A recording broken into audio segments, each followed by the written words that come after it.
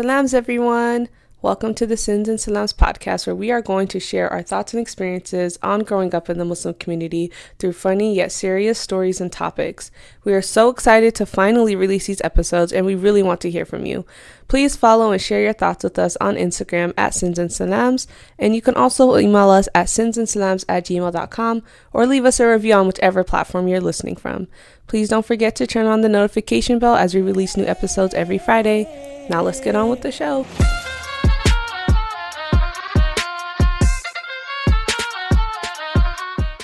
Hey Salams, everybody. Welcome to Sins and Salaams. This is our first ever episode.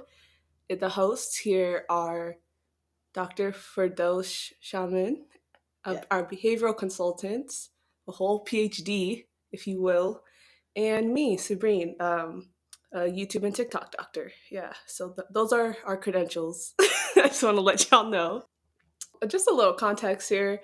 The reason we wanted to create Sins and Salaams was because, honestly, number one, first and foremost, we just needed an outlet. These Muslims are out of control.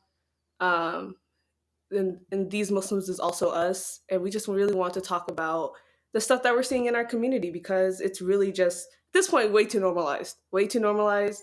Nobody's checking y'all. You guys are being too nice. It's not working the way it needs to be working. So we're going to go ahead and talk about some of these topics. And just, and we just got things to say, so we're going to say it. And that is what we're trying to do. Anything else, Firdaus, you want to add on? No, that's pretty much it. We're just going to go in and just be open and honest about it.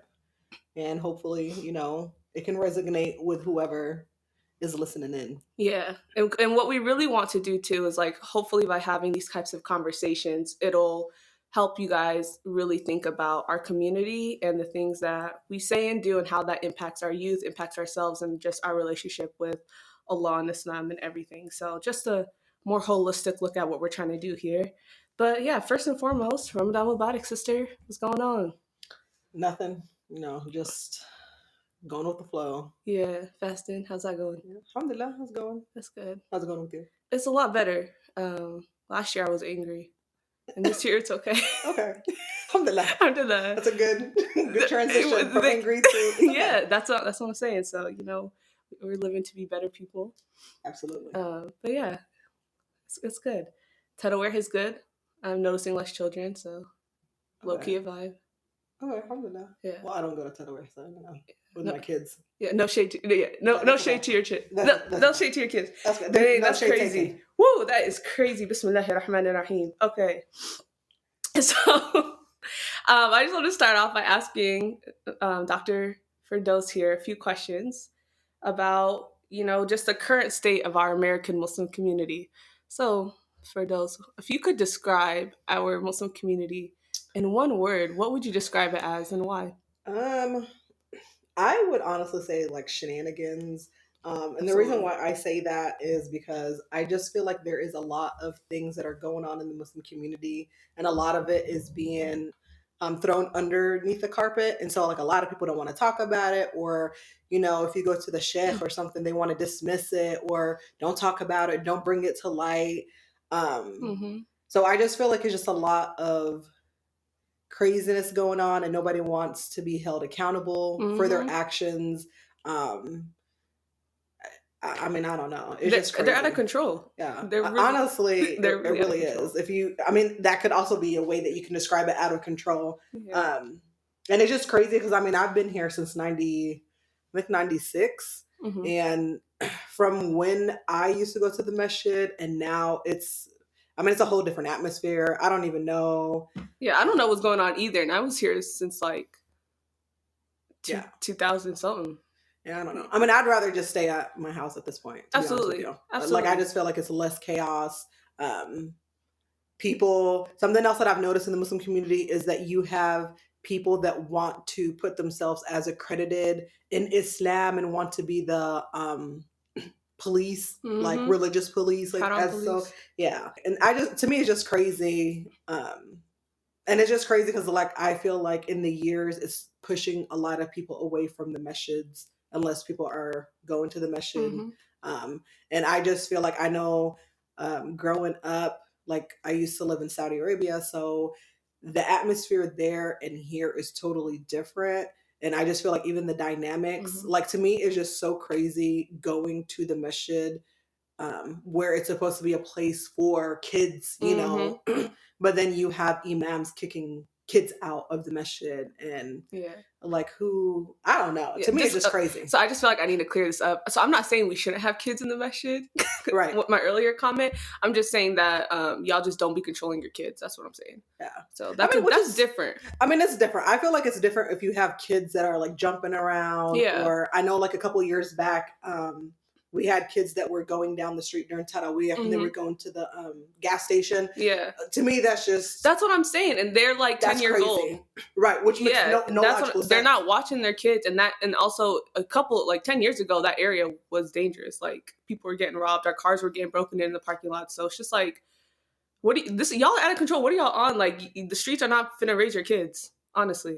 Right. So that's something that like, I think they just need to really take into more consideration because like we definitely do want kids in the masjid, but there's just so many ways in which that they're just not being taken care of properly, and you don't know what's going. You got to watch your kids at all time, and you guys are trusting of the Muslim community.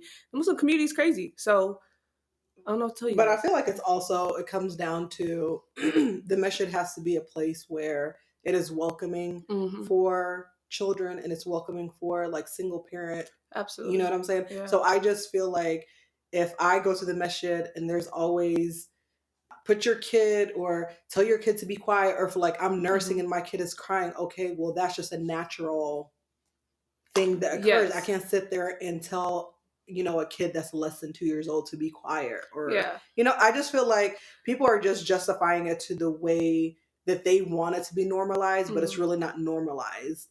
And to me, it's just crazy. Yeah. Okay, I take back everything I said. No, it's not mine. It's not my opinion anymore. Okay. I changed my mind. Take it back? Yeah, I took it back out. It's already, ignore all of that. Control, Alt, Delete. That's okay. Take it back. I take it back, but it's just when I'm saying I want people to like watch their kids, it's just I'm genuinely concerned for their safety. Right. Like we as a community are very trusting, which is fine, but like you have to be careful about who your kids are around and where they're going. So if you're praying Tarawih and your kid is outside, like and going to the gas station, anything could really happen. And then at that point, it's just like what's going on? No, I agree with you, but I just feel like in scenarios where you have single mothers or you have somebody that's working multiple jobs, and this is the only time that they are able to bring their children to the masjid, do not sit there and, you know, make that person feel some type of way of bringing their kid or trying to introduce Islam. You don't know what's going on in somebody's personal life. So I always tell people, like, always, before you point a finger and try to justify it with someone else, you know, justify yourself first. Yeah. But I totally agree. If you see a kid that's acting crazy or out of control, that needs to be brought up to the parent. But stuff that I've been saying is just, that's what I'm saying. Like this kid robbed me and my sister at Tarawih the other day. Like she just took our phones and ran off. I don't know, and we were praying, so it's just like, and you know, I got robbed and I accepted that, but it's just like, dang, that's crazy. You know, I wish someone would have stood up for me. Okay. Yeah. Because there's probably somebody that saw it. Yeah, they did, but I mean, we got it back, but you know, kids they be wild. Alhamdulillah, God is good. And then that's something else. Also, I feel like we have this mentality in the West where women are like, oh, we have to go. There is no hadith. It is not obligatory for the women to go to the like it's not farad that you're supposed to go.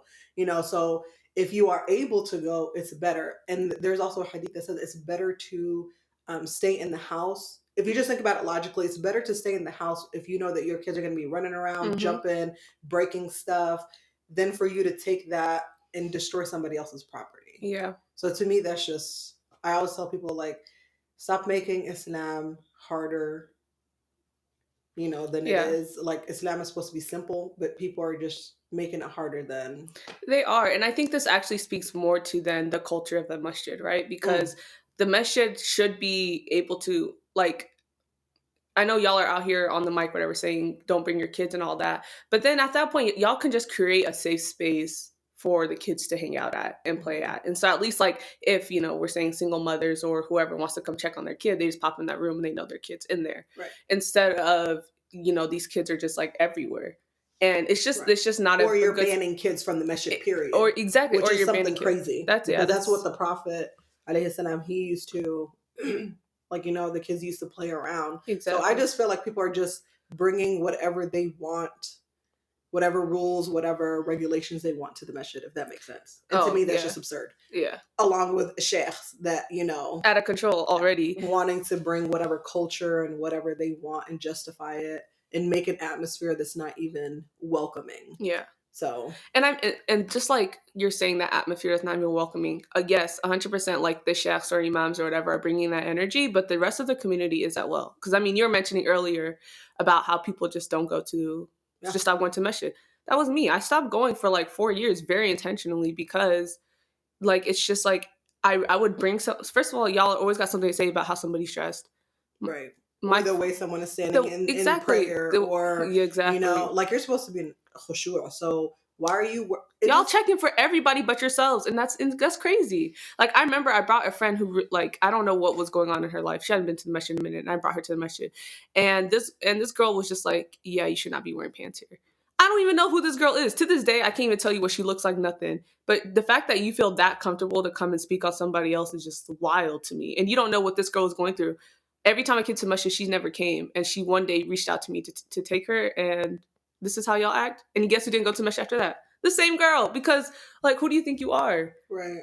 Just always trying to speak on other people. And so, like, I think that culture itself is just really tough. Or like when you don't wear people socks. Just want to be the halal, the haram police. Yeah. I think that's what it comes down to. It's just that worry about yourself. I feel like it's different if you, your intention is to be like, hey sister, I don't know if you know, but don't wear short sleeve or 3/4 sleeves. I just feel like it's different than for you to just come up to someone and you're snatching them up like, that's haram. Or like I know the nail polish is like a really popular one. You're not supposed to pray with the nail polish. And listen, at the end of the day, that person is going to, they were born alone. Guess what they do? And they still praying. And they still praying. They're gonna be in front of Allah. That's what I'm saying. Yeah. So I just feel like it's different when you are intentionally telling someone something genuine than for you to sit up there and be like, don't do this, don't do this, don't do that. I don't know. Me personally, I don't go to the masjid like that. I just go neither. If it's, Bro, and every time I go, something crazy is happening. That's the main. I'm not gonna lie. I'm gonna be 100% honest. The main reason I went back to the masjid is because I didn't have enough stories anymore. Like all my stories were like finished. Like I didn't have any more new stories to tell about crazy stuff. And I started going immediately, new stories. So it's just like, yeah y'all wildin'. But, I honestly, sometimes I'm wildin' too. So I'm here for it a little bit, just a little bit. Okay. Most of the time I'm not, just a little bit. Okay. We're here for it. We're here for it all day. And so then with that though, like what are some of the what would you say is the biggest challenge in the masjid or in the community right now? Like if you wanted to elaborate on those shenanigans. First of all, I feel like it depends on which masjid you go to. So like, I know where we're at, depending on if you're the Nation of Islam or if you are from, West Africa or East Africa, or if you're whichever Arab country you're from. I just feel like it depends on which one we're talking about. Facts. This is true. Which to me, that's also crazy. That is crazy. I have to sit here and think about, well, which masjid are you talking about? We are segregated. I feel like for me, the biggest shenanigans that I have been seeing, and it just like bothers me, is that when you go to a masjid and you're generally there to pray and, have that connection with Allah, and then you have someone come in there and they're judging you for the way that you're dressed, the way that you look. Oh, you're dark skinned. Why are you coming to our masjid? Or you're not Arab enough, or you're not. What? Well, I didn't know on the day that, that Allah brought me to this world that I can sit there and pick and choose from. Let me have blue eyes, green eyes, white skin. To me, it's just crazy. Yeah. And so that's why I personally do not go to certain masjids, because I'm just like, I don't have time to go there and have a dispute with someone over, oh, what's your ethnicity? Or, oh, wow. The main one that I was get, oh, you're Arab? Wow, I didn't know you could speak Arabic. What? So there's like a certain look to Arabs. Yeah. Like, come on now. If you want to talk about certain look, there's supposedly a certain look to what a Muslim is supposed to be as well. Like, we really also, our community and just the things that we talk about, as well as where our emphases are specifically on certain Muslims. I don't know where I was going with that. Let me think. Okay. Let me think. Whatever. Essentially, what I'm trying to say is that we have, as a community, have made up these rules that apply to certain Muslims, and people really get away with a lot of things Like what? because, I mean, honestly, the spiritual abuse in our community, that's just woven in at this point. Like, if you're going to the masjid, you gonna get it. You gonna get it at khutbah. You gonna get it at Sunday school. You gonna get it at the khutbah in between tarawih. Okay. You gonna get it at the halakha on the side. All of it. And Muslims need to take personal accountability for their own relationship with Allah and stuff. But I think a lot of the ways that we even speak about Islam and speak about other Muslims, in and of itself, have really are really ostracizing, and people don't even realize it. Yeah, and one of the things we talk about all the time is just like prayer, for example, or like we said, people just coming into the masjid. Like, y'all really will look for somebody and see how they're praying, right? What are they wearing? Oh, they don't got socks on? Boom, I need to call them out because they're not praying correctly. They're not a good Muslim. And in doing that, it makes me feel like I'm a better Muslim because I'm looking out for my brother or sister. Right. And it's just like, this cycle is just not productive. Right. It's not productive at all because you don't know where they're at. You don't know if this is their first time praying in a long time. You don't know if they're a convert just learning how to pray. You don't know if this is just like them trying to, out of the abusive relationship. They're out of, you just don't know their circumstances at all. And so I like, people, when they want help, I'm assuming most of the time they ask for it, right? And they know who to go to. Like, for me as a regular person, that's just insane for me to go up to someone and tell them that they need to be praying a different kind of way, or they need to be doing X, I feel Y, like and it's Z. also in the context that it's given. Context, I would receive a message if someone came and the way that you're supposed to do it in Islam is you're supposed to pull the person to the side. You're not supposed to sit there and embarrass them in front of however many people. Pull them to the side and just tell them like, hey, XYZ. But the stuff that I have been seeing at the masjid is just people are the clapping, hey, the clapping. Shh. What? My thing is like, how can you sit there be clapping and having full-on conversations with people to be quiet during prayer when you're not even focusing on your prayer? You know what? Literally at Tarawih, there was this girl there that was just saying that she was talking about how there wasn't that many people at Tarawih. And she was making a comment like, that's so sad that people aren't coming out. It's just 30 days. That's so sad that they're not coming to pray. Why was this girl sitting down during prayer? So you just loud and wrong. But and my thing is like, it's not. It's crazy. It's not obligatory. It's like, not, but for the females. But my thing is like, don't make a comment. Okay, so at this point, you just made the comment just so you can hear it out loud to make yourself feel better. Exactly, and that performativeness is just like, that is really woven into the types of cultures that we've created at these masjids. Like, and to be honest, too, I feel like we need to hold our leaders way more accountable for that. We need to hold our leaders way more accountable because the amount of times that people will go to our imams or sheikhs, whatever, and be really sharing their concerns, and they just be saying outrageous stuff in response is crazy. Facts. Like, they be worshiping misogyny. They really do. That's shirk. Shout out to Iman Adil for that. That's what she told me. Okay. That's what she told me. Because they really do. Like, y'all really be saying anything to women, and y'all really be expecting women to deal with a lot of stuff. Oh, facts. And we voice those concerns. And also, side note, the women too, y'all need to stand up. Y'all need to stand That's up. Why I feel like women need to know what their rights are in Islam. Yeah. I feel like if you take the time out just to know what your rights are in Islam, everything will make sense. Like, wow, I didn't know. Yeah. Because I feel like a lot of time, especially when you have people that have not, practiced in a long time, or, you have reverts, converts, whatever the circumstance may be, if they're coming back to try to, mend that relationship with Allah Alameen, a lot of men are going to take advantage. And I have seen it with my own two eyes. Absolutely. Like, that's the one. What? That's the one. I'm just like, I can't, what? And I know like this, there was an instance where the sister had shared something with me, and I was like, wait, I need to go ask some sheikhs. I was like, I have never in my life heard of this. This is like absurd. And so when I went and asked like these 3 sheikhs, they were like, what are you talking about? That's embarrassing. I was like, well, this is what was said And he was like, yeah, there is nothing in the hadith, the sunnah, the sharia, nothing. So that's why I tell women, please check your resources, especially if people are telling you, oh, do this, do that. Okay. And you know what's crazy? We have imams that are the ones saying that crazy stuff too. I know there was an imam here in Indy that had made a comment about, oh, sisters are not going to be held accountable in the grave.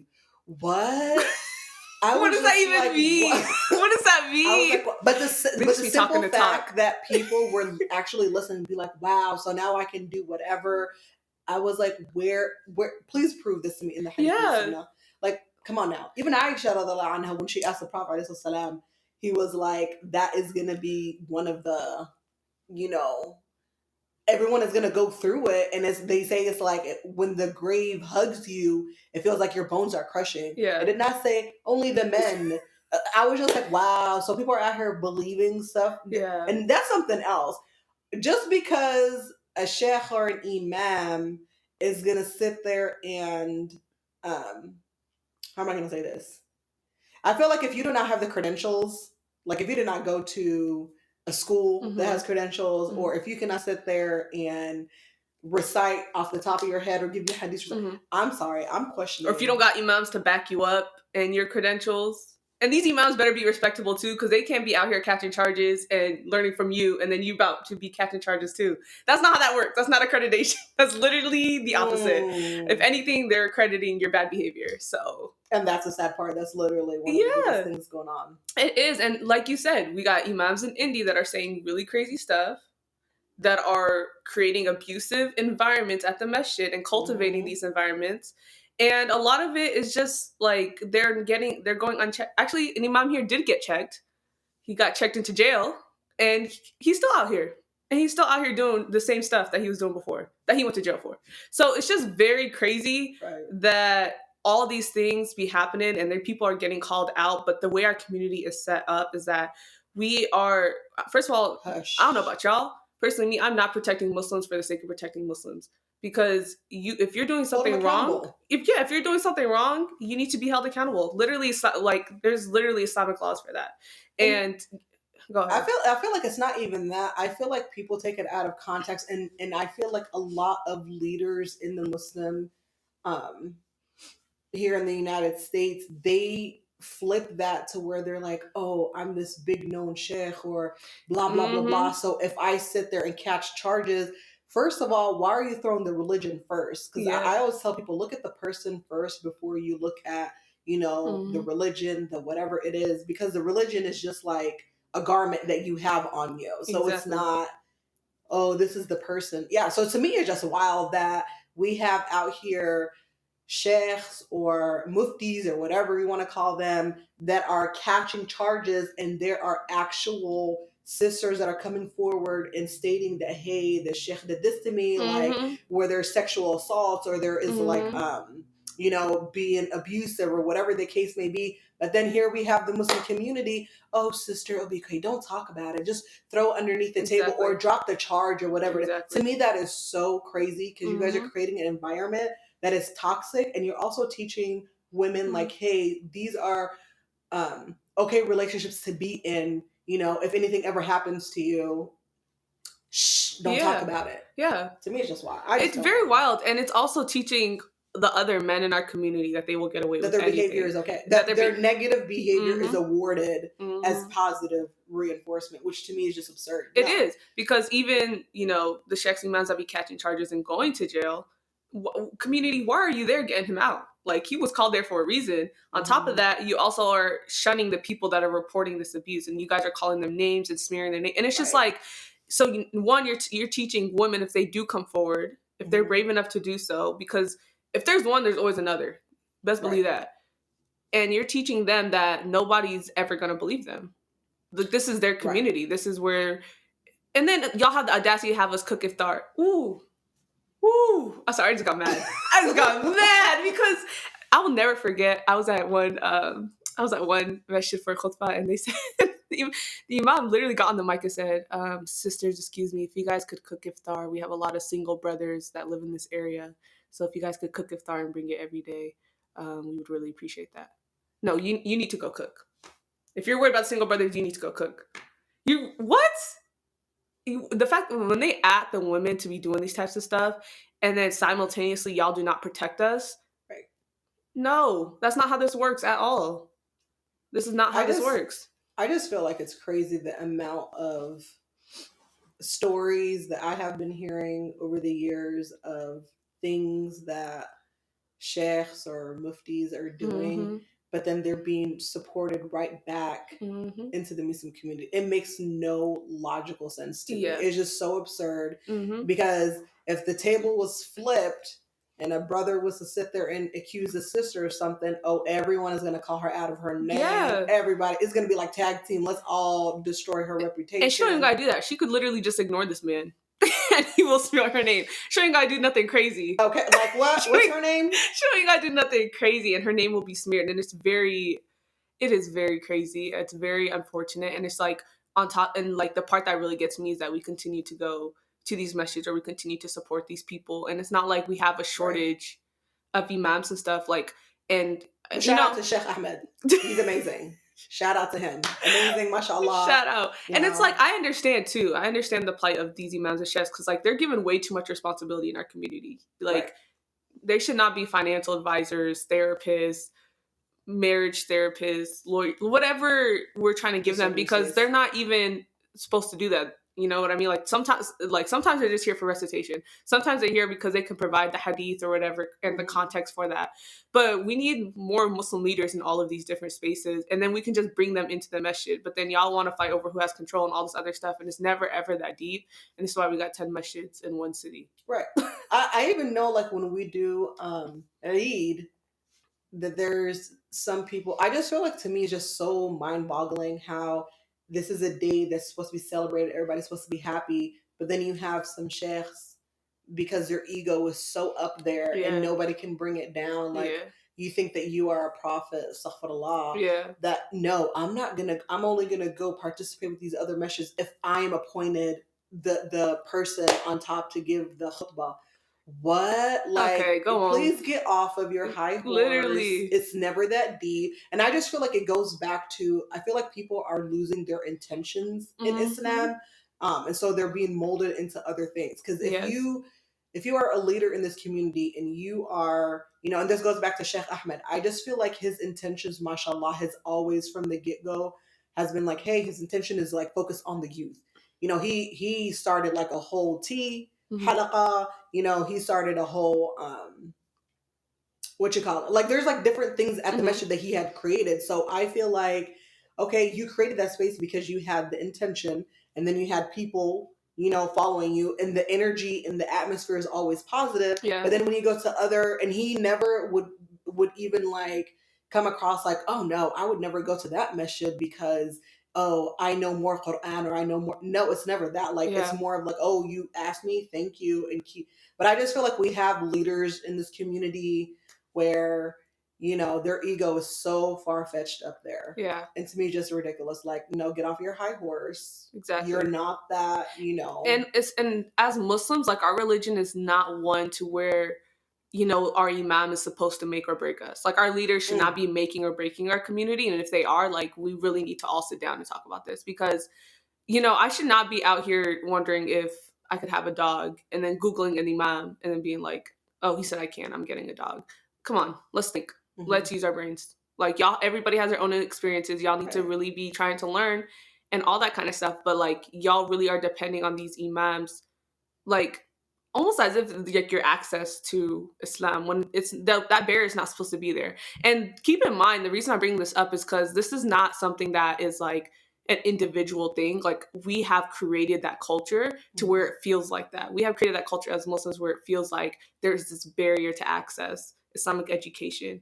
Financial barriers, I know for sure. How many Muslim programs I look up and y'all charging $3,000 for a class? Out of control. Crazy.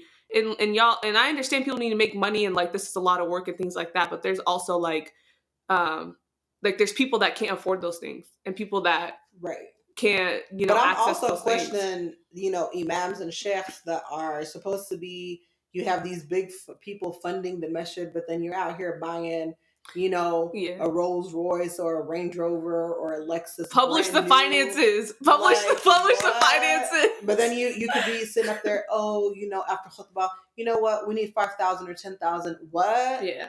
To me, it doesn't make no life because nobody's holding them accountable. Yeah. And to me, it's just ridiculous. I don't know. I just don't get it. I don't get it either. And honestly, the people that I feel like could really help and uplift these communities are leaving. So on top of that, you're having these same issues are going to, at this point, feel like they're going to continue to occur because as we're speaking right now, I'm sure somewhere this conversation was had like 30 years ago. No, absolutely. 100%. And I just feel like it's now being molded where it's acceptable behavior. Yes, it's very normalized. I don't know what's acceptable about it. So you're telling me if a sister came to you and she's like, hey, I was molested by the sheikh. Oh, sister, are you sure? What? Like, why are you questioning her and making her feel guilty about a situation that occurred to her instead of you backing her up and telling her like, hey, we're going to go file a police report right now. Yeah. No. That person can never do it. What? Listen, there's a lot of slithering snakes out here and you don't know which one it is. So I always tell people, slithering snakes. Yeah. You don't know what is behind people's actual faces. So no, absolutely. And then y'all also have the audacity of when people come out and speak on their experience and are trying to seek help, and y'all gonna tell them to shush because in Islam we had our sins. Go on.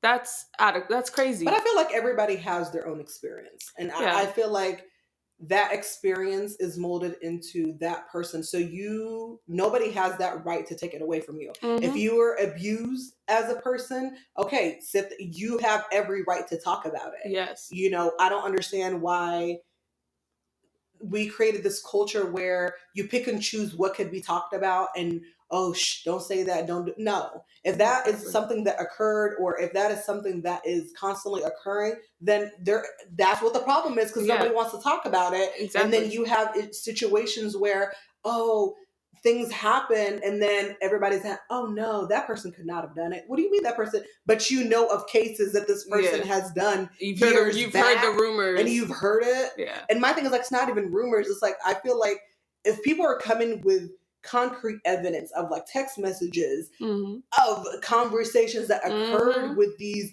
leaders and you guys are, no, that's okay. Let's not talk about it. Or like that one person that came here to Indy, I don't remember his name, but where he was drugging sisters. Oh, dude, yeah. To me, that's just, what do you mean? But then now, let's book him. That's perfectly fine. What does that mean? Like, and you have cases of people talking about, we have leaders that are smoking weed before Tarawih, or like they're drinking, whatever, to each their own. But I just feel like, why do not point the finger at someone that is doing wrong when you are doing you're helping it. You're literally helping you're doing more of it. Exactly. Because y'all be peeping this and nobody wants to speak up. Y'all want to shame people. And also these messages too, when these allegations come up, y'all are trying to hush everything. Y'all just letting these people go. Some of these imams, there's stories across, giving them money to be quiet. Exactly. And there's stories across the country of imams being let go and going back home to their own countries instead of being prosecuted. So now they're about to just go disturb a community over there. When, I don't know about y'all. Yeah, I don't know about y'all. I pay taxes. I'm calling 911. Absolutely. And y'all, I don't know the mesh paying taxes, but they need to be calling 911. I mean, at this point, everybody's paying taxes. But I just feel like if something happens, and this is like on a very serious note, I just feel like if something is occurring where either you're being sexually assaulted, physically assaulted, emotionally, psychologically, there is no shame in you calling or reaching out for help. There are endless resources that are given here in the United States, which I feel like is great because unfortunately in some of the countries that are back home, it's so shunned down. When a girl goes and like says this person did this to me, they're like, oh, here we go again. But here in America, if you call 911, you're like, hey, this person assaulted me or something. Cops are coming, someone's getting arrested. Yeah. And then there are charges. Like there is an investigation, right? All that stuff. Yeah. As they should be. And to me, it's just crazy that there are stories that I keep hearing of things happening, of leaders. And I personally do not feel comfortable taking my kids to certain meshes because here we have maybe a child molester, or we have, someone else in the community that's higher up that is, um, doing things that they're not supposed to do. And I just feel like everybody sins different. Whatever. That's your personal problem.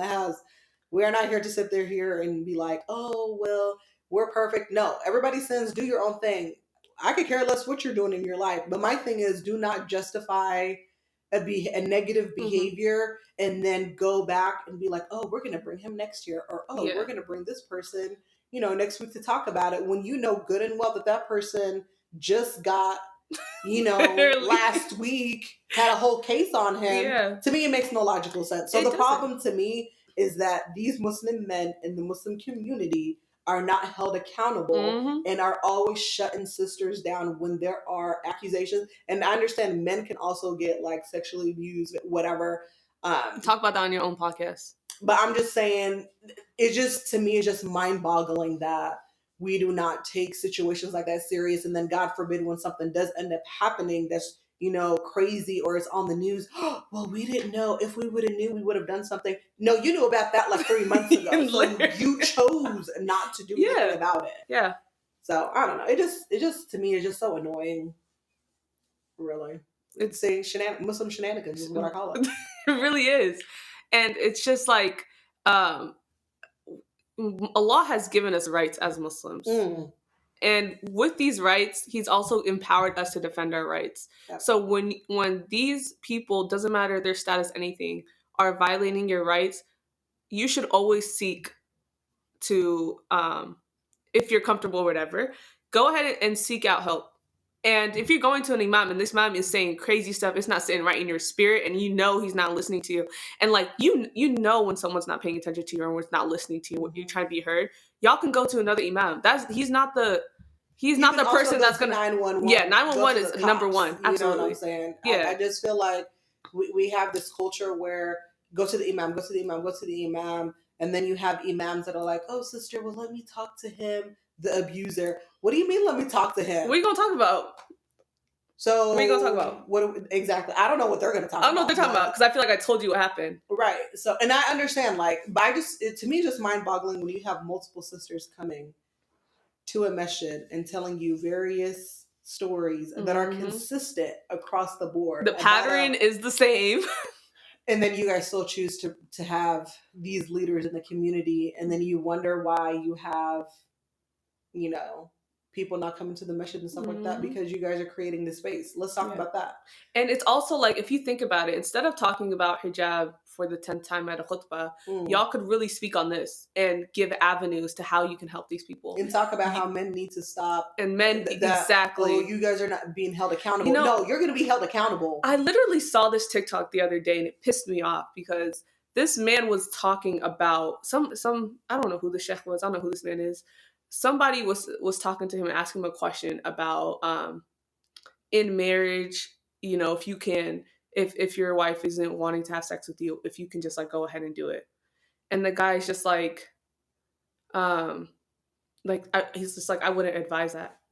No, that is not an acceptable response. You need to stand up and you need to tell these men, no, you're not allowed to rape your wives. Like, why are you guys so scared to say that?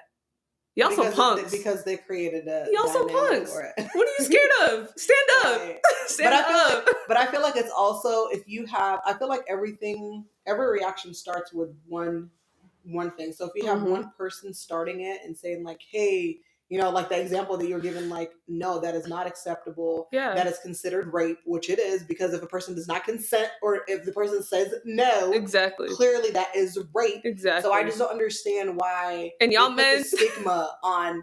No, it's okay. Whatever the man says, whatever the man does, it is perfectly fine. No, it's not. Honestly, every man seeking out that answer, seek out a therapist. Seek out Allah. And because that's crazy that entitlement is there. And that's just like a larger issue in your life. You need to make dua for yourself. Something. Because if the tables would turn around, I guarantee you. You need to get some Zamzam water, some dates. You need to start fasting. Something. Ramadan all year. I mean, but some people, it's a mental issue. So. It's crazy. And so, I don't know. How would you say we should hold our leaders accountable, though? What does Call the that look like? authorities. Okay, yeah. Call the authorities. Absolutely. I mean, that's where it starts. To me, Yeah. it's just Well, what if it's mind-boggling. something that's not necessarily Like what? illegal? Like Numa Ali Khan, for example. This man was just sending pictures. Oh, Like he would, like these girls were grown. He took advantage of his position, but it wasn't necessarily anything illegal. okay. So in those situations, this man is still out and about. He's probably doing a Ramadan series right now. Like, Okay, what so- would you say as a Muslim community? Like, what is how would you say we should hold them accountable? Well, did these sisters, So when they came out, like, were they like They weren't traumatized? Were they? well, I think, well, the I way mean, I've I don't know understood this. it. I don't know. So the way I understood it is that so he's their teacher. Okay. So he's abusing that relationship already because, like, again, we've created this environment where we're just putting imams on a pedestal when they're regular human beings. And Right. so you're having these people are going to him to learn about Islam. Mhm. And so they're looking at him as like this authoritative figure, right? Mhm. And they're looking, and also that context itself is very, it's very sensitive, right? Like to Right. learn about religion and Islam, like you have to look within yourself. You have to be honest with yourself. Right. It's a lot of inner work, a lot of addressing things that have happened to you, healing, very intimate and sensitive moments. Right. So for you to be a teacher in that kind of environment and then to act like that and like start like first, and this is not even just Numan Khan. There's way too many imams out here that are teaching Islam and then proposing the next day to Okay, that's crazy. I was not expecting that. yeah, they like you all be watching these girls grow up and then asking for marriage out of control. So it's just like stuff. So it's just like that's very like why would you do that? Like so that's a situation where I think it's very inappropriate as an imam for you to be out here teaching Mhm. people and then also trying to marry them. And that's just not how you do that. Okay. I mean, I feel like Because I think it was like also multiple girls at once and stuff. Oh, ooh, okay. I don't know. There's a BuzzFeed article on it. Go ahead. Okay. Y'all can Google that. Right. The BuzzFeed article is really good. Okay. I mean, that's correct. I mean, I feel like when the community holds a person accountable, is going to be less chaos. Because, I mean, sometimes, yeah, calling 911 might not be always the answer, but I just feel like maybe going to, I don't know, if the sheikh is not there or the imam, go to someone else underneath and be like, hey, or if it's like a teacher, go to the principal. Just like, I just feel like people need to stop putting, oh, he's Muslim or oh, she's Muslim or something. If we are in the United States of America where there are laws, rules, and regulations. Okay, stop acting like we are back in Jahiliyyah time where pick up a rock or write with. To me, it's just mind-boggling. So if you see something wrong or if you feel uncomfortable about something, go tell somebody about it. If I sit up there and feel uncomfortable, or take yourself out of the equation. So I feel like if I went to, let's just say, I was in a situation where like a leader or whatever made me feel uncomfortable, I'm just going to remove myself from that situation. Like it just depends on the circumstance or whatever the situation. If you're just like sitting there looking at me and making me feel uncomfortable, you best believe I'm going to say something to you to tell you to lower your gaze, and I'm going to check you, and then I'm just going to remove myself from the whole situation. I don't need to sit there and show up every week and just be uncomfortable in this space that I'm in. Yes. To me, that's just, no, not today. No.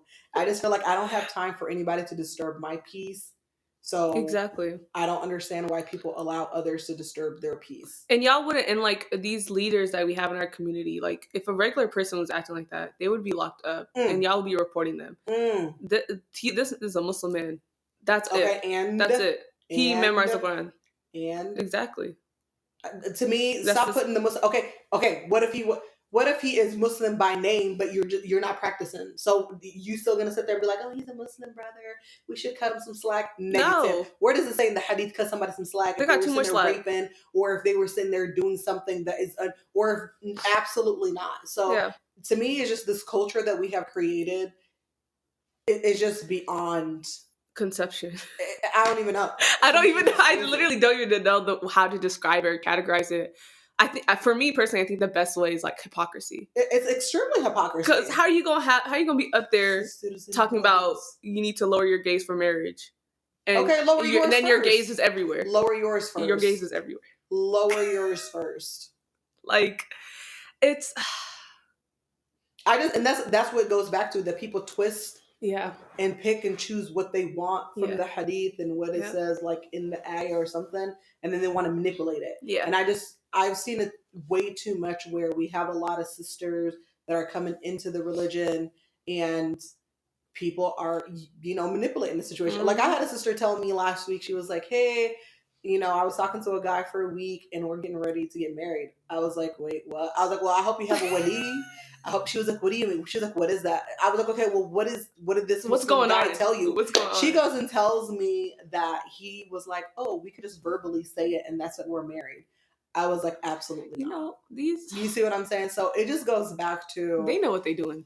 They know what they're doing.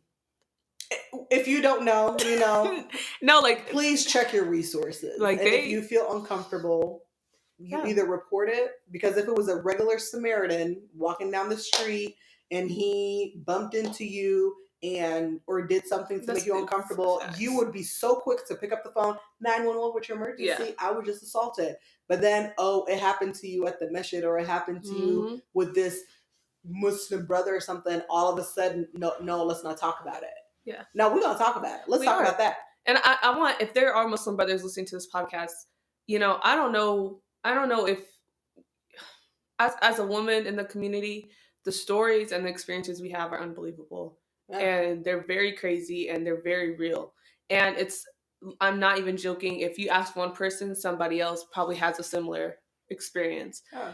And I don't know why it's continuing to be this way, because people are not holding people accountable. Y'all are not holding them accountable. And you guys are backing these people up. You guys are backing up the abuser and the victim in this situation. You guys are like, oh, let's just block them out, or let's make them feel uncomfortable where they no longer want to come to the masjid. And to me, it's also crazy how these leaders are literally sitting up there and grooming these sisters. Yep. Ooh, you just said something. I'm just saying. You just said something. What? Come on now. Because my thing is like, yes, if it can happen in Christianity, if it can happen in atheism, whatever, it can happen in Islam. So stop trying to act like, no, it's not going to happen. It happens anywhere and everywhere, because these slithering snakes come in different shades. So pick at which one it is. So, different shades. Yeah, they do. Yeah, they do. And in doing this, we're trying to put these stories out here and very confidently talk about these things, because there's no need for us to sugarcoat this anymore as a Muslim community. Like what we're saying is what we're wanting and hoping by talking in this manner, and also bringing this to attention and being very honest, is that one, other women who have faced these type of allegations or have faced these types of situations, like we can be that support here. Yeah. We can also and just know that not everyone's against you. Like there are girls out here that are willing to support. And what I'm also doing is calling on the men to help us.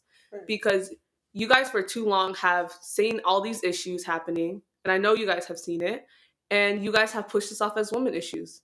Mm-hmm. Y'all are going to continue going to those masjids and continue supporting those imams. And you're going to hear about all these stories, and I need y'all to look within yourselves and try to figure out why it's not disgusting you that your Muslim sisters are being treated this way on the regular at masjids across America. So I just feel like certain topics, honestly, like, oh, let's talk about the way that you dress, or let's talk about the hijab, or I just feel like basic one-on-one, instead of talking about that, let's talk about, how about leaders, abusing their power and, sexually assaulting young sisters? How about we talk about leaders that are raping these sisters and are getting away with charges? Yep. And now you have this, sisters laid up with kids, but hush, hush, we'll give you hush money. How about we talk about these leaders that are grooming these young girls, and then when they become older, all of a sudden, you no longer interest me, or like they did something. Let's talk about stuff like that. Let's do it, because these are real problems. Or you have domestic abuse situations. Absolutely. So many women in these types of situations. You have a lot of just marriage abuse, spiritual abuse, financial abuse. And you guys sit there, just stay in it for the sake of the kids.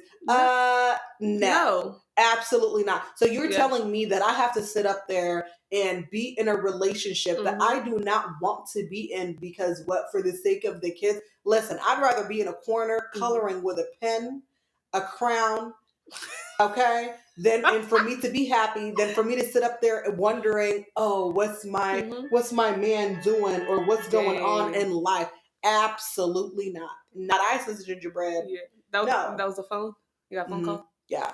So to me that's just like super mind boggling how, it starts Yeah. with, I feel like what we're trying to bring light into, because I guarantee you every single sister, I don't care what nobody tells me, every single Has sister some story. has a story, Yeah. whether it's in Sunday school, Yeah. whether it is in Islamic school, whatever, or an encounter at the masjid. You have some type of story that you had that made you feel uncomfortable. Mhm. And so let's talk about it. I just don't understand why people feel uncomfortable talking about real things that occur to people, In the but they don't want to community. sit up there and be like, no, let's not talk about that, because No. it's going to give us a bad image. And now, And y'all keep caring about them white people, and this is why that's happening to y'all. Right, or these Nobody care Christians are about going to them. look at us different or something. What? But why are you worried about? Nobody So care you're about worried them. about an image, then worried about a sister that is now going to be mentally, Mhm. she's going to have to live for the rest of her life with a mental whatever. Maybe she's going to have super high anxiety, or she's going to be now, whenever she sees a man, she's going to be like reminded of a situation that occurred, or vice versa. To me, just like, come on, Yeah. let's stop sugarcoating and throwing things underneath the table, and let's talk about it. And on top of that, the way that if these conversations do happen, the way that y'all speak and you guys invoke and degrade and invoke that sense of shame and guilt is disgusting. Yeah. I hope God never forgives you for that, because what is wrong with you? Like, you guys really, like, these women are going through a lot. Okay, they're going through a lot in these situations, and for y'all to sit up there and be like, well, if she wore hijab, that wouldn't have happened. Or for y'all to say that, oh, she's just like, she's promiscuous, she's the one going around the masjid doing X, Y, and Z. For y'all to sit there and say that kind of stuff when, there's no way. How's a 14-year-old promiscuous? Tell me that. With a grown man, how is that promiscuous? Unless you have some, that tells me that you have some, things going on upstairs in your head. Yeah. And you're trying to drive. And that's what I'm saying. It goes back to where you're throwing all of the stuff on the victim.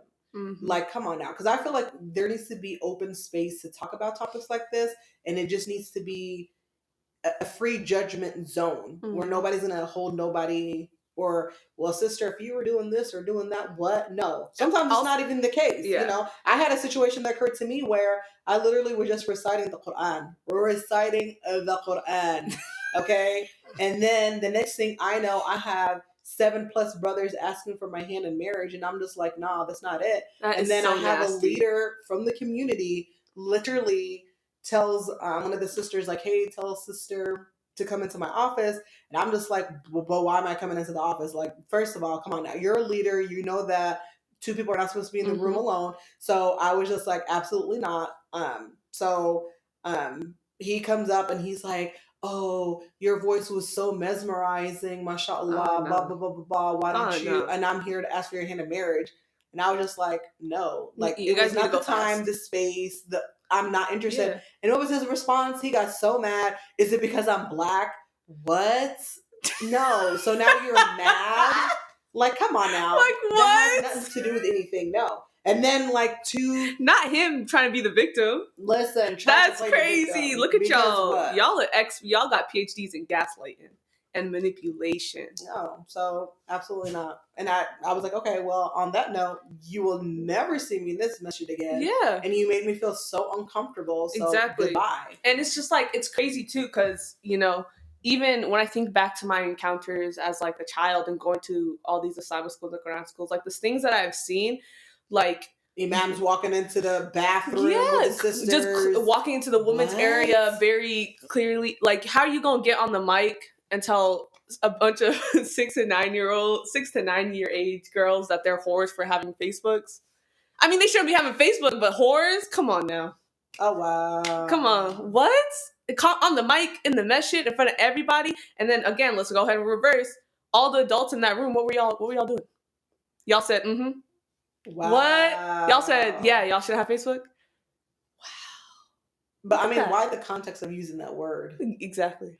So that's how you view a woman? Yeah. See? Yeah. And some children, you got things to figure out in jail. You got things to figure out in jail, because that's crazy. And the fact that that was so normalized, and I even think back to it now, I told my Wow. parents, I told people, and they were just like, "Yeah, that's crazy." Oh wow, that's it. Yeah, that's crazy. Oh okay. Or he would never say that.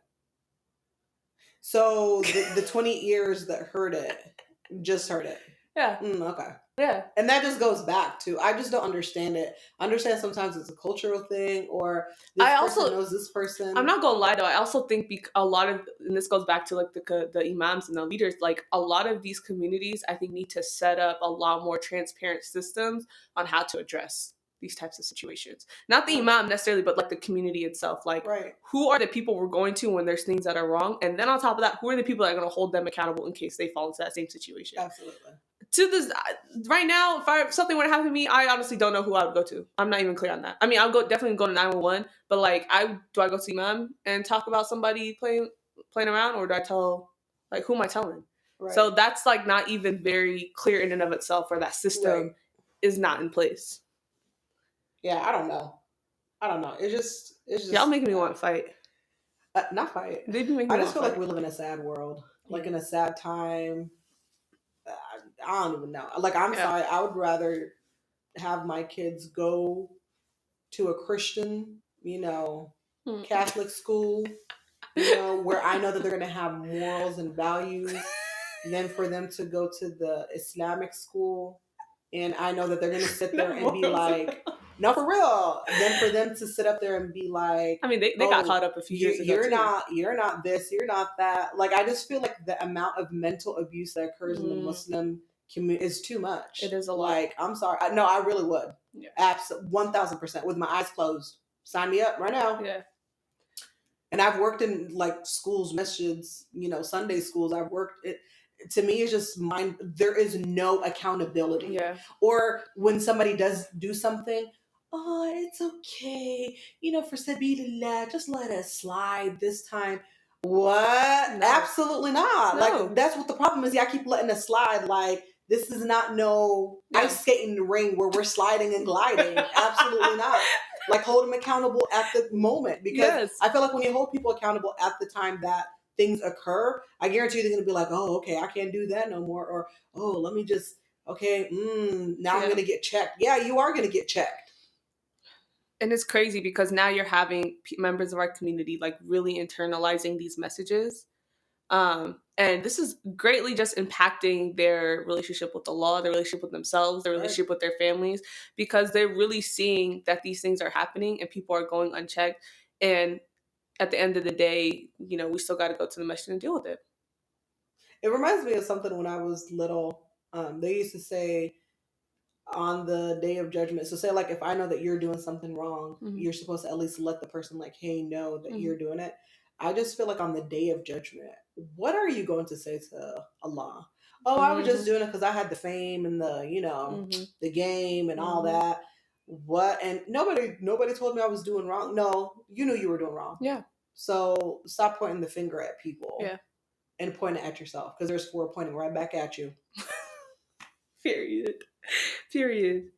And, I think one of the best examples that I've come across, and I really encourage you guys to go listen to, is this woman named Iman Adil Bahre. And she was on this podcast called Unsweetened and Unfiltered. And she had in this podcast was really detailing how she was fighting essentially against a man that was just calling her out her name very publicly, despite her not even being in the same room with this guy at all. And if y'all go listen to this podcast, it's called Shame and Silence, The Danger of Victim Blaming and Lack of Accountability with Iman Adil Bahre. If y'all just go listen and see the fight she had to go through, keep in mind, this girl is in law school right now. This is someone that is understanding the law, and still the lengths that she had to go to fight for her rights. If anything, that will be the most telling of showing you guys how difficult it can be for women in this community. And that's all I'm going to end on.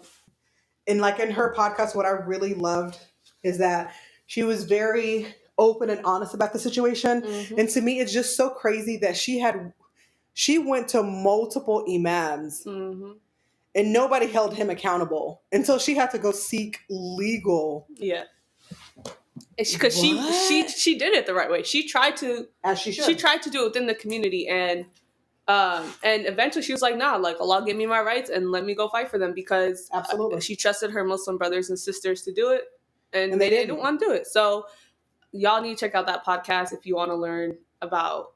It's just very, very empowering, and really just showed me how messed up our community can be, and how it's just like accepted and normalized and the standard low key at this point. And if you have a problem or something occurs to you in the masjid or outside the masjid, or you having brothers or sisters, whatever. But for me, stories that have been told to me by different people, like it's mainly the sisters, where brothers are sexually abusing you or whatever. There is no shame in going and getting help, because I feel like an abuser is not gonna stop until people come out and hold them accountable. So I just feel like the more people that sit there and be like, nah, if you sit there and touch me a way that I don't want to be touched, guess what? I'm about to go file a report. Yeah. There's nothing wrong with that. Nobody's gonna look at you different. But to me, it's just so crazy how when sisters do that, it's always like, why did you do that? It's like the guilt and the whatever shame. There ain't no shame in that game. Okay, Allah gave you your rights. Know your rights, fight for your rights, and there's nothing wrong with that. And trust that Allah will have your back in that situation. Absolutely. And that you can rely on Him. 1,000. Because it is very tough, but He did give you those rights, and you can protect yourself, and there's no shame at all, and you should never feel that it's your fault or you've done anything to cause this, despite the messaging in our community about that. So, yep. All right, let's go ahead and wrap it up. How are we gonna wrap it up? Okay, well, that was our first, podcast. Hopefully, and it just goes back to, inshallah, we want to just bring topics that, that we feel are shunned or like thrown underneath the rug in the Muslim community. And we just want to bring light and bring awareness to it, to where more people can come out and speak about it and feel comfortable about telling their stories. Yeah. And if we're saying Islam is for everyone, that's everyone. So peace is for everyone. Peace is for everyone. So yeah. And I just feel like even if you take the context out of the Islam part of it, you are human at the end of the day, and nobody should make you feel any type of way or make you feel less of a person. And even if our message just like resonates with one person, it's better than none kind of a situation. So please hold people accountable for their actions. Do not feel discouraged that you are going up against, a leader that is seen in the views of the people like, oh my God, they're this person. If you were violated or whatever the case may be, absolutely speak about it. Yeah. There's nothing wrong with it. And that's why I tell people, you live in a country where you can get your rights. And some other countries, they can't even get their rights. So utilize it, use it. There is no shame in this game. Yeah. So yes, and then we are going to be talking about next week. Yeah, we're going to figure that out. We're going to figure out what we talk about next week, but follow us on our Instagram at Sins&Salaams. And I also want to include a new segment where if you guys do have concerns or anything, you guys could also DM us on Instagram and we can share it anonymously, of course. Yeah. Or we can also, y'all want to hit us up at sinsandsalams@gmail.com as well. And you guys can email us there too. Right. Yeah. Have a blessed one. Stay positive. Ramadan Mubarak, everybody. And do you. And that's it. Assalamu alaikum warahmatullahi wabarakatuh.